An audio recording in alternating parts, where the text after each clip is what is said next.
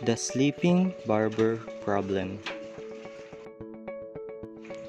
The sleeping barber problem is a classic inter-process communication and synchronization problem between multiple operating system processes. It is called the sleeping barber problem because it is analogous to that of keeping a barber working when there are customers, resting when there are none, and doing so in orderly manner.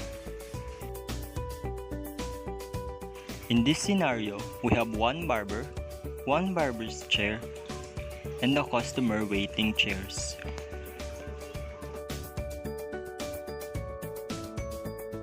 When there is no customer, the barber sleeps on the barber's chair.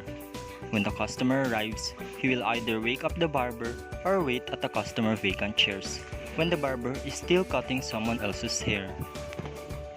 When the chairs are full, the new customer will simply leave.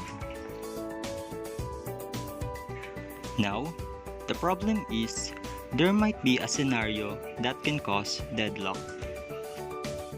Here, the customer ends up waiting on the barber, and the barber ends up waiting on the customer. And the solution to that involves the use of 3 semaphores. First is the customers, which counts the waiting customers, then the barber to check the status of the barber, either idle or not.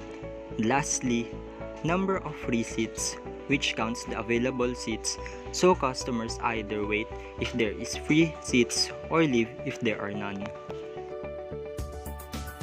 Another problem is starvation, in which case the customer don't follow the order, and some people want to get the haircut even though the customer wait for a long time.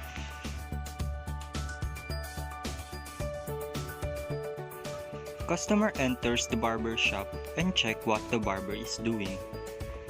If the barber is sleeping, then the customer wakes him up and sits on the barber's chair. If the barber is cutting the first customer's hair, then when another customer comes, he'll wait in the waiting room. When another customer comes again, if there is a vacant chair in the waiting room, then he sits in it and waits for its turn. When another customer comes and there is no vacant chair, then he simply leaves and comes back when there is vacant chair.